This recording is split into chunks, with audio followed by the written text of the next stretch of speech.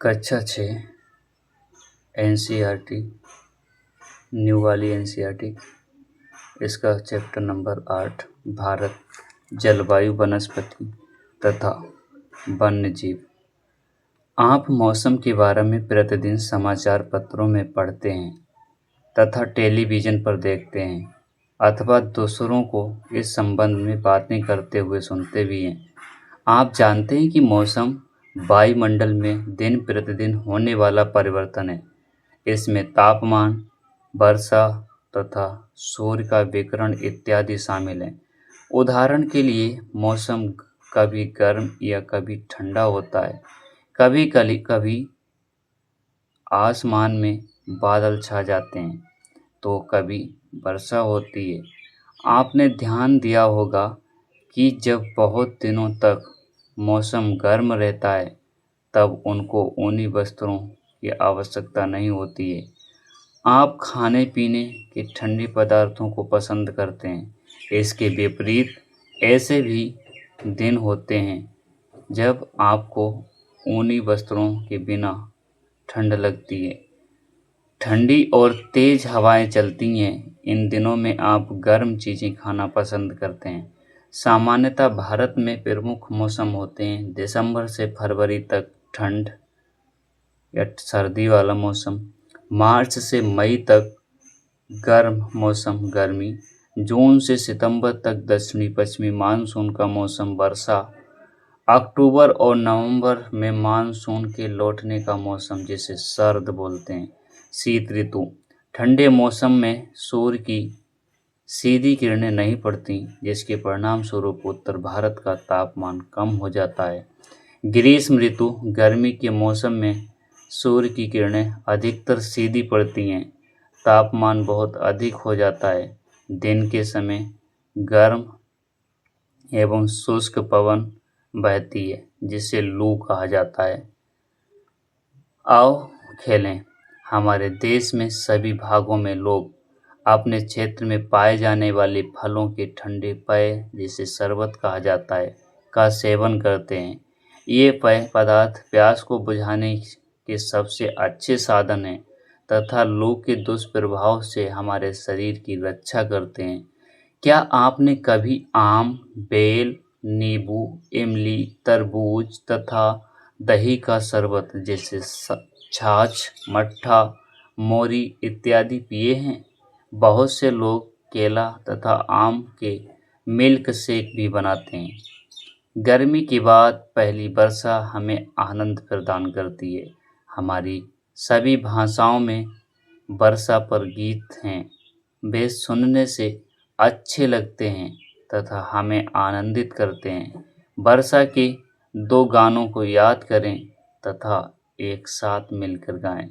वर्षा पर 5 कविताओं को इकट्ठा करें या लिखें। विभिन्न भाषाओं में वर्षा के नामों की जानकारी अपने मित्रों, पड़ोसियों तथा परिवार के सदस्यों से प्राप्त करें। उदाहरण के लिए हिंदी में वर्षा बोलते हैं, मराठी में पाउस बोलते हैं, उर्दू में बारिश बोलते हैं और बंगाली में वारसा बोलते हैं। दक्षिणी पश्चिमी मानसून या मौसम, बारिश का मौसम, वर्षा का मौसम, यह मानसून के आने तथा आगे बढ़ने का मौसम है। इस समय पवन बंगाल की खाड़ी तथा अरब सागर से स्थल की ओर बहती हैं। वे अपने साथ नमी भी लाती हैं। जब यह पवन पहाड़ों से टकराती है तब वर्षा होती है। मानसून के लौटने का मौसम या सर्द ऋतु, इस समय पवन स्थल भागों से लौटकर वर्षा की खाड़ी की ओर बहती है। यह मौसम मानसून के लौटने का मौसम होता है। भारत के दक्षिणी भागों तमिलनाडु तथा आंध्र प्रदेश में इस प्रकार की वर्षा होती है। मतलब लौटते हुए मानसून से वर्षा, लौटते हुए मानसून जब पवन का वापस आना, तो इसमें बारिश कहाँ होती है? विशेषकर आंध्र प्रदेश और तमिलनाडु में। किसी स्थान पर अनेक वर्षा या अनेक वर्षों में मापी गई मौसम को औसत दशा को जलवायु कहते हैं। एक बात ध्यान रखना, लौटते हुए मौसम से यहाँ तमिलनाडु और आंध्र प्रदेश में जो वर्षा होती है, इसीलिए वहाँ दिसंबर के महीने में धान की खेती होती है। यहाँ पे एक सवाल बनता है कि दिसंबर के महीने में धान की खेती कहाँ होती है, तो अधिकतर जो है वो तमिलनाडु आंध्र प्रदेश में होती है। ठीक है। किसी स्थान पर अनेक वर्षों में मापी गई मौसम की औसत दशाओं को जलवायु कहते हैं। ठीक, औसत यानी कि यहाँ पे 30 वर्षों का समय लिया जाता है, उसके अनुसार जलवायु का माप किया जाता है। भारत की जलवायु को मोटे तौर पर मानसूनी जलवायु कहा जाता है। मानसूनी शब्द अरबी भाषा के मौसमी से लिया गया है, जिसका अर्थ होता है मौसम। भारत की स्थिति उष्ण कटिबंध में होने के कारण अधिकतर वर्षा मानसूनी पवन से होती है। भारत में कृषि वर्षा पर निर्भर है। अच्छे मानसून का मतलब है पर्याप्त वर्षा तथा प्रचुर मात्रा में फसलों का उत्पादन। अगला है, किसी स्थान की जलवायु उसकी स्थिति, ऊंचाई, समुद्र से दूरी तथा उच्चावच पर निर्भर करती है। इसलिए हमें भारत की जलवायु में क्षेत्रीय भिन्नता का अनुभव होता है। राजस्थान के मरुस्थल में स्थित जैसलमेर तथा बीकानेर बहुत गर्म स्थान है, जबकि जम्मू तथा कश्मीर के द्रास एवं कारगिल में बर्फीली ठंड पड़ती है। तटीय क्षेत्र जैसे मुंबई एवं कोलकाता की जलवायु माध्यम है। वह ना ही अधिक गर्म और ना ही अधिक ठंडे समुद्र तट पर होने के कारण ये स्थान बहुत अधिक आर्द्र हैं। विश्व के सबसे अधिक वर्षा मेघालय में स्थित मौसिनराम में होती है, जबकि किसी किसी वर्ष राजस्थान के जैसलमेर में वर्षा होती ही नहीं है। प्राकृतिक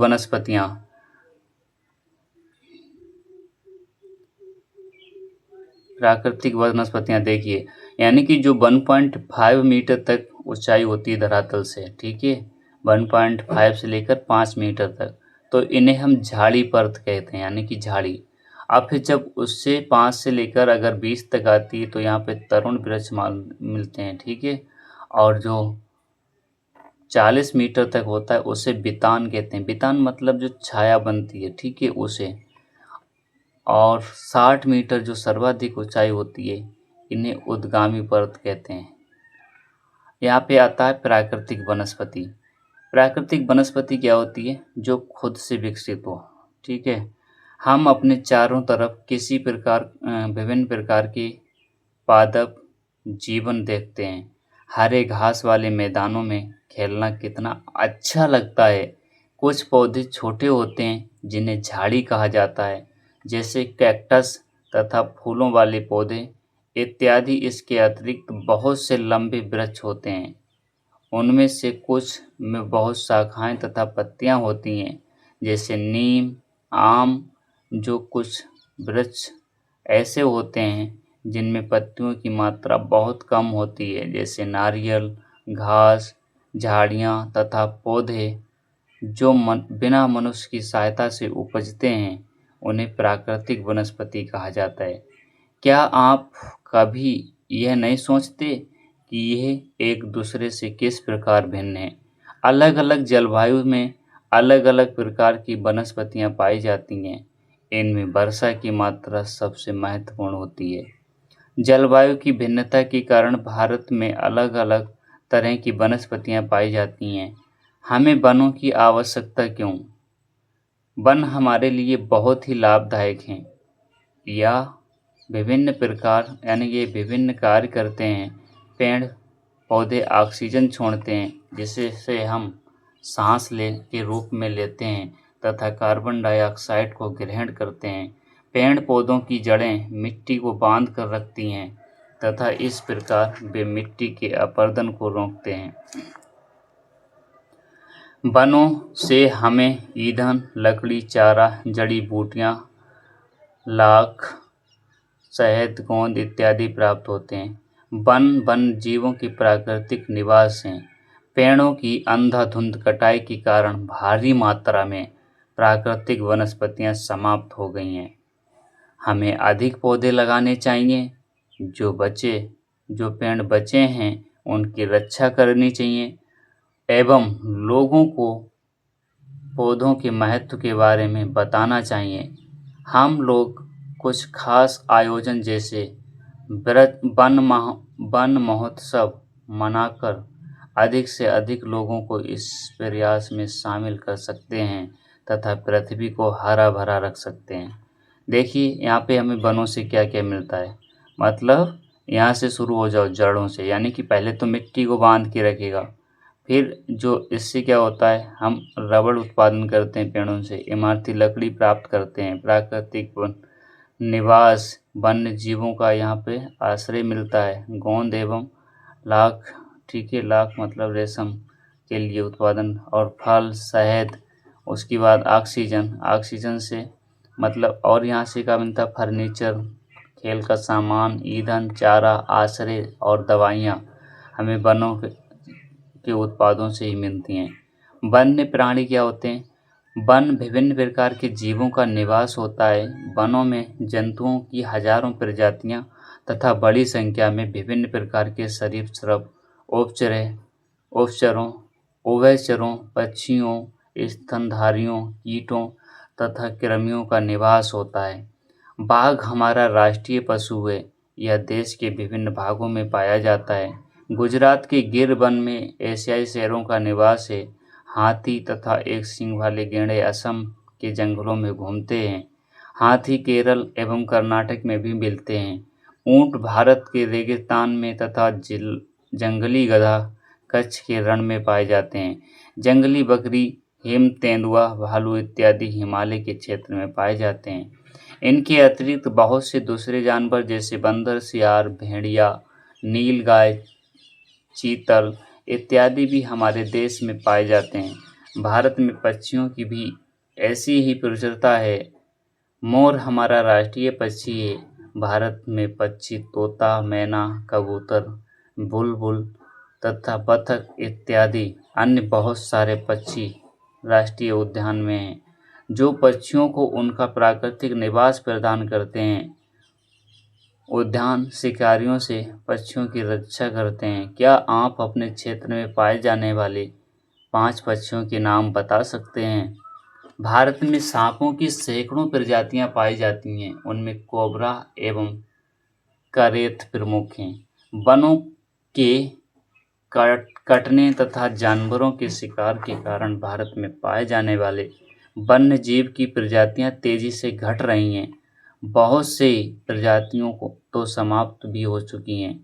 उनको बचाने के लिए बहुत से नेशनल पार्क, पशु विहार तथा जीव मंडल आरक्षित क्षेत्र स्थापित किए गए हैं।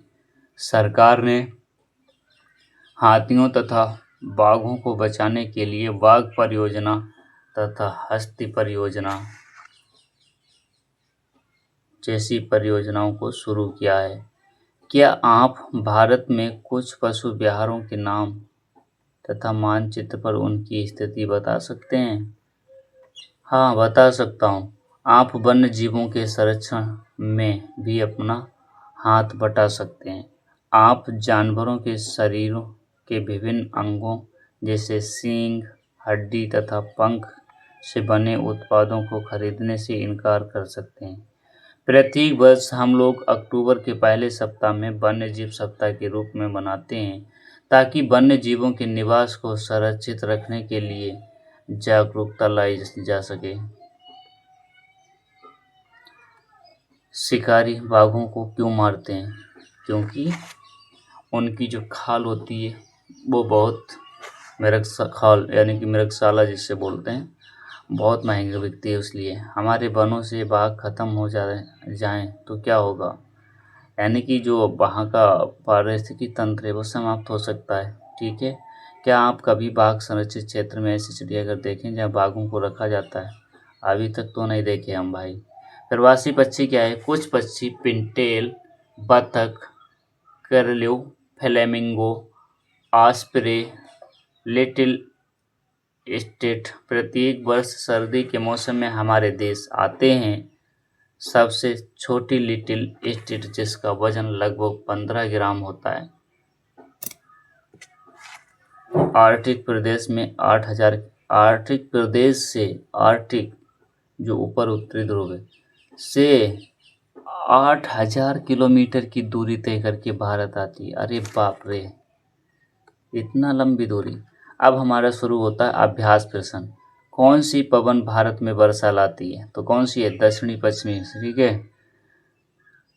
यह इतनी महत्वपूर्ण क्यों? क्योंकि ये उत्तर भारत तक बारिश कराती है जो फसलों के लिए महत्वपूर्ण होती है। भारत में विभिन्न मौसमों के नाम वही सर्दी, गर्मी, बसंत, बहार। एक बरस में मौसम 4। प्राकृतिक वनस्पति क्या होती हैं? वे वनस्पति जो बगैर मानव के हस्तक्षेप से उगती हैं उन्हें प्राकृतिक वनस्पति कहा जाता है। और आगे का अभ्यास प्रश्न आप लोग कीजिएगा, सही गलत। ठीक है, यानी कि सबसे अधिक वर्षा वाला क्षेत्र जंगली बकरी कहाँ पाएगी? हिमालय क्षेत्र में। और ये सबसे ज़्यादा कौन सा है? मौसिनराम जो मेघालय में पड़ता है। दक्षिणी पश्चिमी समय आर्द्र पवनें कहाँ बहती हैं? तो समुद्र से स्थल की ओर, यानी कि समुद्र से स्थल की ओर आएगा। खाली स्थान भी कीजिएगा, अभ्यास करके देखिए। धन्यवाद।